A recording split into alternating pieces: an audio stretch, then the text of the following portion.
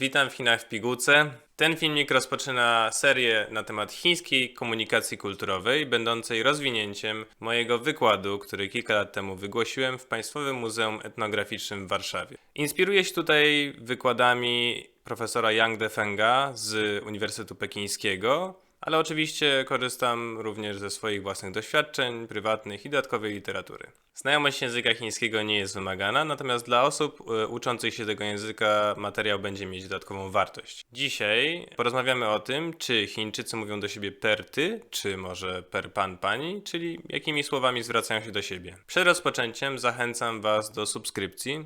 Klikając przycisk subskrybuj poniżej, nie przegapicie kolejnego filmiku z serii. Kultura w szerokim znaczeniu tego słowa ma wpływ na każdy język na świecie.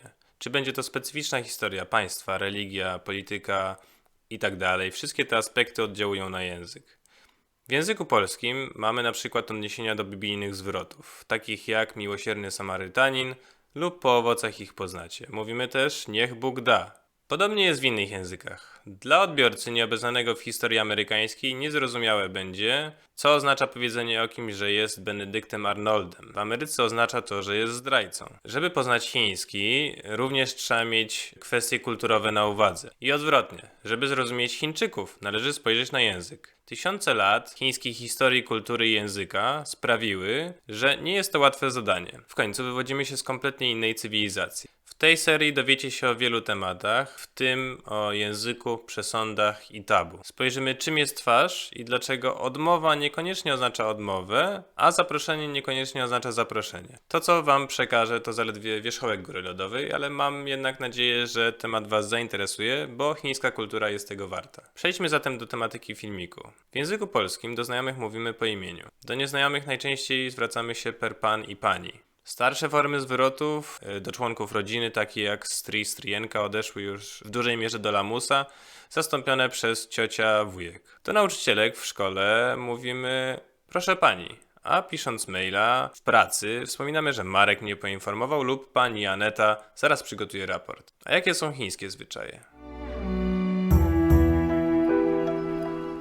Zacznijmy od najprostszego, czyli słów na ty i pan przy zwracaniu się do drugiej osoby. W języku chińskim mamy odpowiednio ni i nin. Ni to ty, a nin to grzeczniejsze ty, czyli coś jak polskie pan. Spójrzmy na dwa zdania. Ni shi shej, nin shi shej. Bardzo podobne, z czego drugie jest grzeczniejsze dzięki nin. Są to odpowiednio kim jesteś i kim pan, pani jest. Przejdźmy do imion i nazwisk. Po pierwsze i bardzo ważne, Chińczycy nie przedstawiają się jak Polacy. W chińskim nazwisko jest na początku, dopiero potem imię. Weźmy za przykład informacje olimpijskie w polskich mediach. Qi Guangpu zdobył złoty medal. Qi jest tu nazwiskiem, Guangpu imieniem. Z kolei, podczas gdy polskie media pisząc o innej chińskiej zawodniczce urodzonej w Kalifornii używały jej amerykańskiego imienia Eileen Gu, chińskie wiadomości cieszyły się ze zwycięstw Gu Eiling. I tak możemy zauważyć, że przewodniczący Chin, Xi Jinping, ma na imię Jinping, a Xi to jego nazwisko. Jedną z kategorii zwrotów będą zwroty, w których mamy imię lub nazwisko, w różnych wariacjach albo w połączeniu ze znakiem oznaczającym stary, lao, lub znakiem na młody, mały, xiao. Z połączenia nazwisko plus imię korzystamy, żeby się przedstawić lub o kimś powiedzieć. Podobnie jak w języku polskim używamy imię plus nazwisko. Współcześnie Chińczycy najczęściej mają jednoznakowe nazwisko i dwuznakowe imię. Przykładem będzie tutaj premier Chin, Li Keqiang. Nie możemy użyć tutaj tego połączenia, zwracając się bezpośrednio do kogoś. Wyjątkiem jest, gdy chińskie nazwisko i imię mają po jednym znaku, czyli łącznie dwa znaki. Jak na przykład Wang Ming. Wtedy traktuje się to jak imię. I możemy do kolegi powiedzieć: hej Wang Ming, co tam?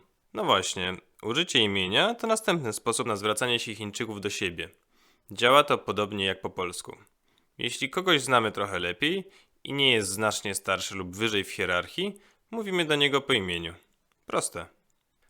Kolejny zwrot to połączenie znaku na stary lub mały, młody plus nazwisko. Na przykład Lao Liu, Lao Li, Xiao Wang, Xiao Zhang. Generalnie użycie tego zwrotu wskazuje na bliższe relacje. Niemniej jednak ten sposób zwracania się kojarzy się obecnie z relacjami w pracy I mały plus nazwisko może być uznawane przez niektórych za lekceważące.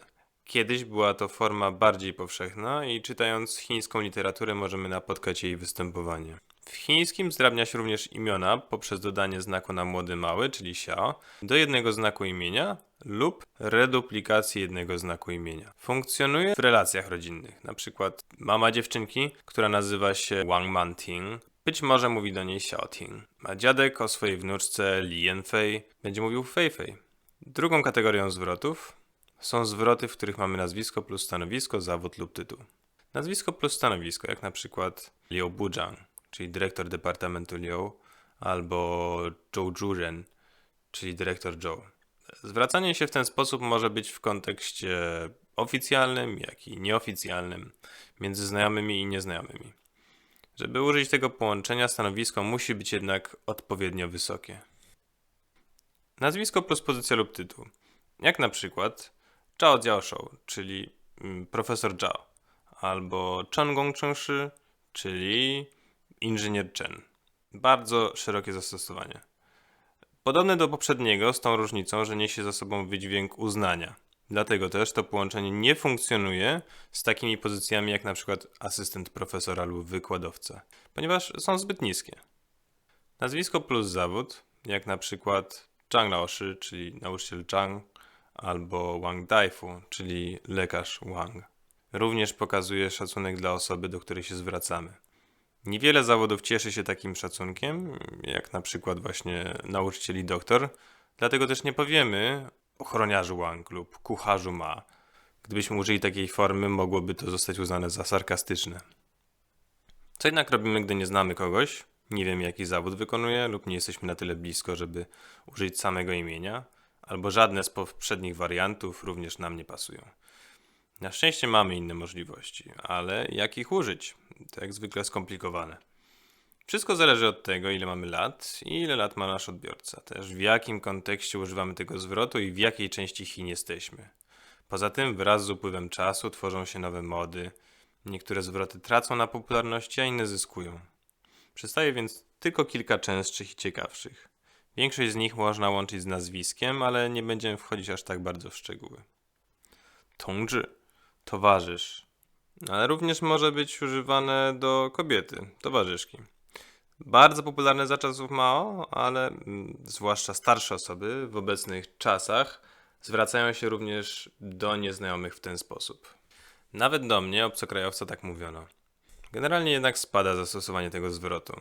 Co ciekawe, tongzhi oraz ni tongzhi w obecnych czasach mają dodatkowe znaczenie, są to odpowiednio gej i lesbijka. 先生太太小姐. Generalnie można by przetłumaczyć jej jako pan, pani i panienka. Są to jedne z pierwszych słów, których ja i pewnie wielu studentów języka chińskiego się uczyło. Problem, że nie są to słowa wytrychy, których użycie jest zawsze dobre. 先生 i 太太 używa się do nieznajomych, starszych lub podobnego wieku. Teoretycznie xiaojie jest podobne, z tym, że mówimy tak w stosunku do młodszej kobiety niezamężnej lub dziewczyny. Niestety odkąd wyszły podręczniki, z których się uczyłem chińskiego, w wielu miejscach Chin xiaojie zaczęło oznaczać prostytutkę i trzeba bardzo uważać stosując to słowo. W związku z tym zamiast xiaojie używa się grzecznościowego zwrotu 女士. Można go stosować, gdy nie wiemy, czy kobieta, do której mówimy, jest mężatką, czy nie. Same 先生 i 太太 to też zwroty między małżonkami. Mąż, mężu, żona, żono. 师傅 i 老师 słowa neutralne płciowo. Poza tym, że są to nazwy zawodów, pierwsze oznaczające mistrza, to jest rzemieślnika lub mistrza w kręgu artystycznym, a drugie nauczyciela, oba funkcjonują w szerszym kontekście. W latach 70. i 80. szyfu było wszechobecne, stosowane do każdej osoby, której nie znaliśmy. Teraz zawęziło się znacznie jego użycie, ale nadal złotą rączkę kierowcę autobusu czy taksi nazwiemy mistrzem. Nauczyciel przeszedł odwrotną ewolucję. Jego użycie współcześnie poszerza się do tego stopnia, że większość osób na kampusie możemy nazwać nauczycielem, a w mieście Jinan w prowincji Shandong prawie każda osoba jest naszym nauczycielem. To jak do prawie wszystkich możemy w Polsce powiedzieć pan, pani. Laoban, szefie. Tak zwracamy się do właściciela restauracji. Podziękowanie mu, a także jego żonie Laoban Yang przy wychodzeniu z restauracji jest bardzo dobrze widziane w Chinach. Podobnie zresztą, jak nie jest źle widziane krzyczenie kelner, fu yuan, gdy chce się zamówić lub zapłacić. Bardzo często, jeśli nie najczęstsze obecnie, w Chinach jest również użycie w stosunku do znajomych, a także nieznajomych, słów, które pierwotnie używało się jedynie do członków rodziny. Jest to bardzo szeroka grupa z wieloma wariacjami zależnie od prowincji. Starsza koleżanka będzie dla Chińczyka siostrą dzie lub dadzie. Koleżanka w podobnym wieku i młodsza to młodsza siostra, meidzy. Kolega w naszym wieku lub trochę starszy, czy nawet osoba z kolejki, którą chcemy o coś zapytać, będzie starszym bratem, go. Młodszy kolega może być kuzynem, xiongdi. Tak jak i młodsza dziewczyna może dostać miano kuzynki, biamei. Osoby starsze to dla Chińczyków ciocie, ai, dama i wujkowie, szuszu, daje. 记住这个微笑的大妈，她是我们的房东。这位大姐叫武大姐。对了，以后别叫我阿姨啊，叫姐姐。 Wygląda na to, że w ostatnich latach z uwagi na wirusa zwiększyła się częstotliwość stosowania tych zwrotów, zwłaszcza w stosunku do sąsiadów. W końcu jak całe osiedla były zamykane, wszyscy siedzieli w domach, sprzyjało to tworzeniu klimatu społeczności i jedności we wspólnej niedoli.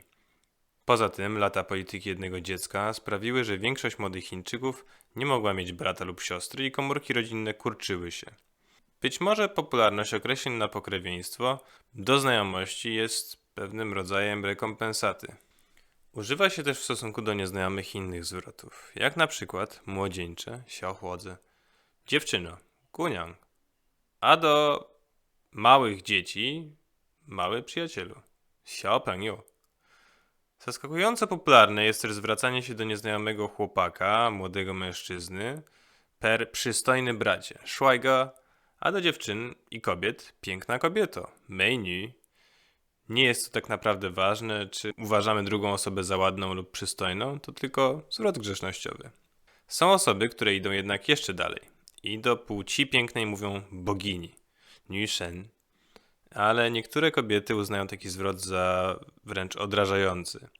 Wydaje mi się, że jest to dość podobne znaczeniowo do polskiego laska.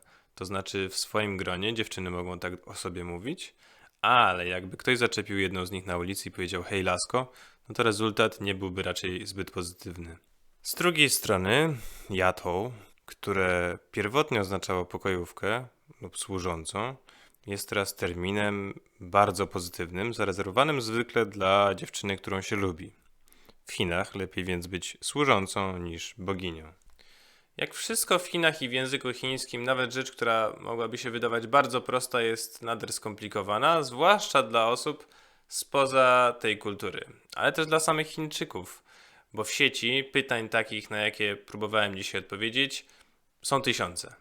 Tak naprawdę można tych komplikacji uniknąć w kontakcie z nieznajomymi i zamiast wysilać się na użycie najwłaściwszego słowa, po prostu powiedzieć nin lub przepraszam lub dzień dobry i mówić bezosobowo.